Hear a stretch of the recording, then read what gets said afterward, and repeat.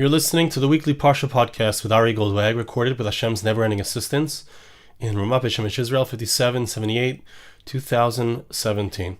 This week's Parsha is Parsha's Chayei Sarah. And at the very beginning of our Parsha, we have the death of Sarah Imenu, of our matriarch, Sarah, and Avraham Avinu, Abraham, his involvement in purchasing the Maras Machpelah, the cave of the patriarchs, in which he himself would be buried later in our Parsha. And Adam Harishon, the first man, and his wife Chava, they were buried there. Yitzchak and Rivka would be buried there. Yaakov and Leah would be buried there. Torah also continues and tells us the story, the description of the events of Yitzchak's wife being found, Rivka Imenu. And it also tells us how Rivka Imenu, in a certain sense, she took over. She was brought into the ohel of Sarah. Sarah had passed away. She was brought into her tent. Rebecca was brought into the tent. And she, in a certain sense, took the mantle of the matriarch Sarah, and she was the continuation of Hemshech. Just like Yitzchak, with the death of Abraham, would be the continuation of the Jewish people, so too Rivka was a continuation on the female side. And what's very interesting, and I want to speak about and try to understand a bit, is the fact that the Torah tells us that immediately before the death of Sarah, so there are two things that the Torah describes. One is the Akeida Yitzchak, the binding of Isaac. Hashem had commanded Abraham to bring Yitzchak, to bring his son Isaac, as a sacrifice on Mount Moriah, which indeed he was ready to do. God told him to stop at the last moment. So that's one concept which is immediately before the death of Sarah. And our sages tell us that indeed there's a great connection, because the Yetzer Hara, as it were, the evil inclination, or the Satan, whatever you want to call it, so he showed Sarah what was going on there. And Sarah saw that and she died. So we need to understand what is the connection, what is the idea that Sarah dies, perhaps as a result of, or it's clearly connected, right? It's clearly not a coincidence that these two events are happening at the same time. So what's the idea behind that? But also in between, before we read about, before we read about Sarah Imenu's death, but after that Akeida, so we hear about the birth of Rivka. So Rivka's birth is smack in the middle there, as the Meforshim say, as the Midrashim speak about, V'zarach Hashemesh u'ba Hashemesh, when one sun sets, the next sun rises. Rivka Imenu, as we said, was going to be the one who is going to continue the legacy of Sarah. So when Sarah passes away, Rivka is born.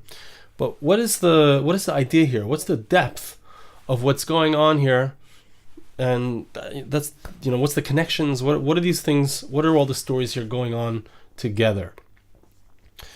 There's no coincidences in the Torah. The fact that two things occur simultaneously, or the fact that the Torah even puts them, juxtaposes them together, it's not a coincidence. We always need to look at and try to understand what is the connection. There's something really interesting I saw in a Medrash, and the Ramban says it in a slightly different way than the Medrash, but I'd like to share it with you, and I think it's really crucial to understanding the whole story here. What's going on here with the death of Sarah, her loss, Avraham Avinu purchasing the Maras Machpelah, the Rivka Imenu taking over, as it were, replacing her. I mean, you can't replace a person, but certainly coming into that role as the matriarch of the Jewish people. What is going on here? What's the concept here? So the Ramban says something very interesting. Let's see if I can read it inside here. And this is really at the end of the Parsha, at the end of last week's Parsha, when it came to the Akeida. So what was the result of the Akeida? What was the result? So the verse says like this. This is in chapter 22, verse 15. The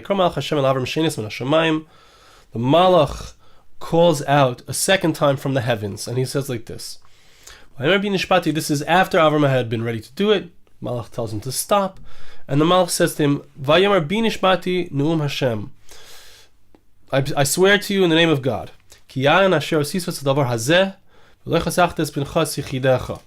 Since you have done this, and you haven't held back your child, your son, next verse, I will bless you. I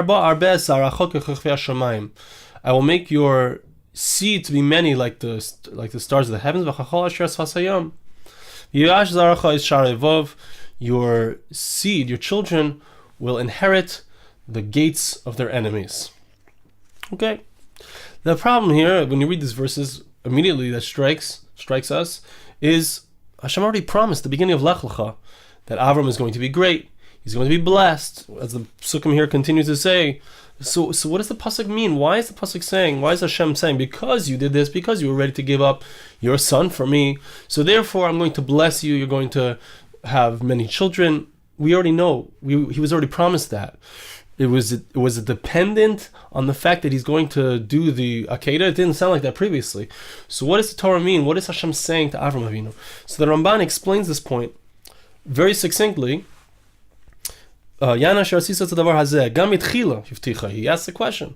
Originally, Hashem already promised him that Hashem is going to make his seed to be many, like the stars of the sky and like the dust of the earth. But he's adding something else here. There's something new that's being said here, as a result of the fact that he was prepared to make this great sacrifice. Hashem swore by his great name that his children are going to inherit the gates of their enemies. What is the idea? The promise is, says the Ramban, there will never be a sin that will cause the complete destruction of Avraham Avinu's offspring. We're talking about the Jewish people here. We're talking about his spiritual offspring, his main offspring, because he also had Yishmael. There was Esav would come. We're talking about the main offspring, the spiritual offspring, the Jewish people. They would never, even if the Jewish people will sin, even if they will do things that cause them to deserve to be destroyed, and perhaps even will have inquisitions and will have holocausts, heaven forbid, but we will never be completely destroyed. It will seem like we will fall into the hands of our enemies and we won't be able to get up. This is a promise that the Jewish people, no matter what, will make it to the end of the story, which is the final geula, the final redemption. The Jewish people will be returned to the land of Israel. There will always be a remnant. And just kind of by the way, something I heard from my Rosh Yeshiva recently, I listened to his shiurim constantly, he said that the Jewish people are unique. I think he was quoting somebody, but the Jewish people are unique, that we consider it that we have survived, even though a small percentage of us survives. In other words, in the face of great destruction, even if a little bit of us is left, we're still here. That's unique. That we have that characteristic, that we appreciate the fact that even a small amount of us are still around, right? There's 1.6 billion Muslims in the world, 1.4 billion Christians in the world, only about 15 or 16 million Jews, and of those, how many are actually faithful to the legacy of our forefathers, keeping the Torah in its entirety as is laid out in the Torah Shebichtav, the Torah Sheba'al Peh, the written and the oral Torah? Very few. So, but that's still an amazing thing, and that's promised to Avraham Avinu because of the Akeida. Now, what was special about the Akeida that brought about this promise? So, I found a medrash which really says a similar idea to what this Ramban is saying, but it says it from the perspective of Avraham Avinu. Here, the Ramban was talking about the promise that Hashem made, the Malach expressed to Avraham, that you can be guaranteed that because you did this, your children will never be destroyed because of sin. Now the Medrash sets it up as a request of Avraham Avinu that Abraham asks of Hashem. Okay, he says like this. Let's see. Thought I had it here. Here. Amar Lefanov. Here it is. Hashem, Avraham Avinu said in front of God, he said like this: Ribbono Olam, b'shasha amarta li, when you said to me, Master of the world, when you said to me, Kach nas binchas yichidcha, take your only son, meaning Yitzchak Avinu, hayali malahashiv, I had a response for you. I could have said something. Esma lamarta kiv Yitzchak yikar lechazara. Previously you said to me that Yitzchak is going to be your main seed, your main children. Now you're telling me to come and sacrifice him. I didn't say anything. I didn't defy your will. I didn't challenge your wisdom. I overcame my own mercy, which, by the way, is Avraham Avinu's midah. His inborn character trait was kindness. Avraham Avinu overcame his inborn character trait of kindness in order to do Hashem's will. It should be your will, Hashem, that when the children of Isaac, heaven forbid, at some point in the future, they will come, they will do sins, they will deserve to be destroyed, they will deserve midah keneged midah, measure for measure. That you, Hashem, just like I overcame my Yitzchak, so to speak, excuse me, even though I overcame, just as I overcame my Yitzchak, and I did not even question what you were saying. I became my mercy, my midah. So too in the future, your midah is din, judgment, midah keneged midah, measure for measure. So now there's a deeper measure for measure, which is that since I overcame my inborn way of being, you need to overcome what's the way that you would ordinarily act, which is midah keneged midah. And so this is a request of Avraham Avinu that Hashem should allow the Jewish people to never be destroyed, to get to a geula, to get to redemption, because of the fact that he had indeed behaved in this way. He had overcome his own way of being. So he asks Hashem to do the same. Now it's very interesting, because if you look at what Avraham Avinu is asking, it's really a paradox, or it's really counterintuitive, because he's saying, I wasn't merachim, I didn't have mercy on my son, but I did your will. So he's asking Hashem to indeed have rachamim. So Avraham Avinu is asking Hashem to do the opposite. He's asking him to have mercy. Avraham Avinu didn't have mercy, but he's asking Hashem to have mercy. Avraham Avinu, it's an amazing thing. We need to understand what is the idea here, what is the concept, what is the depth of what's going on here. It's also very interesting because Avraham Avinu is doing something which looks like he's about to destroy the Jewish people. He's about to destroy, at its inception, the Jewish people. But the result is that he has the ability now to ask of Hashem that the Jewish people never be destroyed. Never. And that they be able to reach ultimately the Geula, as the Ramban says. Now he got that promise. So it's an amazing thing. What is the idea? What is the concept? So in thinking about this, what we see many different things.